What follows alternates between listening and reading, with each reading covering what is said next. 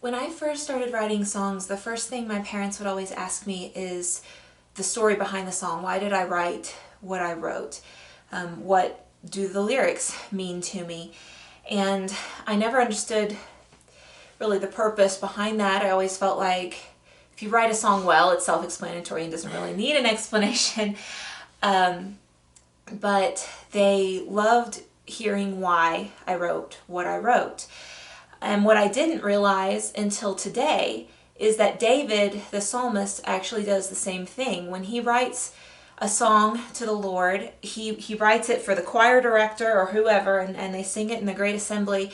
But before verse 1 of his song, it explains where David was and what was going on in David's life before he wrote this song. One of my favorites is Psalm 18. And before verse 1 of Psalm 18, it says, "For the choir director, a psalm of David, the servant of the Lord, who spoke to the Lord the words of this song in the day that the Lord delivered him from the hand of all his enemies and from the hand of Saul." What I love about a Bible app on a phone is it can put the Bible in chronological order for you. And I especially love reading the 1st, 2nd Samuel, 1st, 2nd Kings, and Psalms in the order they happened, because it will give you account after account after account of David running from Saul. And here David has Saul at his mercy and shows him mercy, and Saul says, "I'll never come after you again." And then the very next chapter, here he is coming after David again. And after all of this, then God, having promised David years before that he would be king, God finally keeps that promise and makes the way for David to be king, delivers him out of the hand of all his enemies and Saul. And then in the order of the chronological Bible comes Psalm 18. And I love the picture that David paints. It's almost more like watching a movie than reading a passage.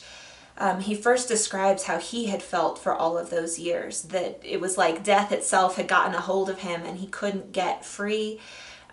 He speaks of, being overwhelmed and drowning and like being mired in the mud, and he couldn't get out. And this was his life for years, waiting on the promise of God to be fulfilled.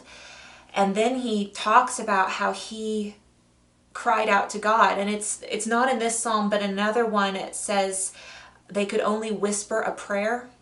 I love that phrase. That's how I imagine David crying out to God in this. I don't imagine the great and mighty giant slayer crying out to God, "God, now is the time for you to come down." I imagine the weak and tired and exhausted from years of this David, barely able to whisper a prayer.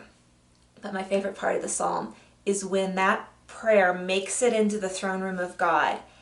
And I picture God in his heaven. I mean, how do you picture that? But I picture God in his heaven, dealing with all these affairs of state, so to speak, because he's God. And over here comes this cry from David, and it's kind of like, "Oh, guys, just a second. This is going to have to wait. One of my kids needs me." Aww. And the way David describes God coming for him is that God, rips open the heavens and comes down riding on a cherub.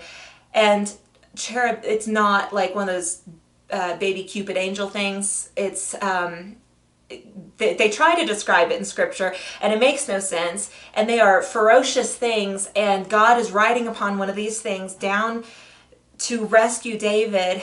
And David describes that there is just this storm gathering around God as God is coming to be victorious on his behalf. And the way I picture it, the way I imagine it, is not so much like God is conjuring a storm, but more like here God is on his cherub riding down into the atmosphere. And because God is so powerful, so awesome, it's like the atmosphere is just static charged with it and just sparking all over. And David describes God throwing down lightning at all of his enemies and routing them completely. Smoke coming from his nostrils, almost as if God is breathing fire because he is angry on behalf of his little boy that somebody has messed with.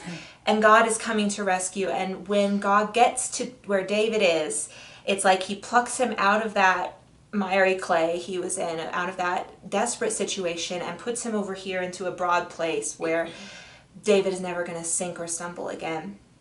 And I just love the picture of that. That is the picture I want to have on the forefront of my mind when I am praying for rescue. The song I wrote is called Raise a Mighty Thunder. And when I say the phrase, raise a mighty thunder, this is my Psalm 18 prayer. This is the barely whisper of a prayer, or the God, I need you prayer. This is what I hope from me makes it into his throne room, so that God will come with all of the power and might that he possesses on behalf of a child of his who is in desperate need. To say raise a mighty thunder for me is to pray that God will come and scatter my enemies with his lightning, because my enemies are many. I want him to totally destroy the lies that I believe and crush the doubts that hold me back. I want him to reach down into the deep depression and pit that I am in and pull me out and set me in a place where I can stand firm on the truth and live like that truth is true.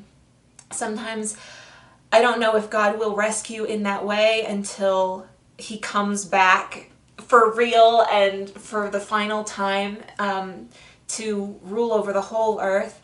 And that's equally my prayer, that he comes back, that he either comes for me or he comes for us all. But raise a mighty thunder, would that it were today. Yeah, amen.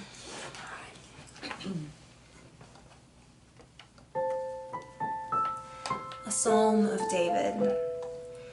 The cords of death encompassed me. The snares of death confronted me. In my distress, I called upon the Lord and cried to my God for help. Then the earth shook and quaked, and the foundations of the mountains were trembling and were shaken because he was angry. He bowed the heavens also and came down with thick darkness under his feet. The Lord also thundered in the heavens, and the Most High uttered his voice, hailstones and coals of fire. He sent from on high, he took me, he rescued me because he delighted in me.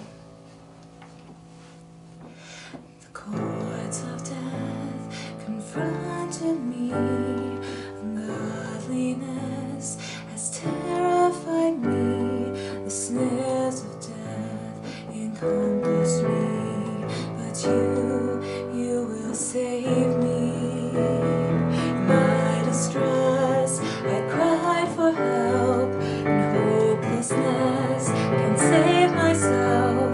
My cry for help came to your ears, and you will hear.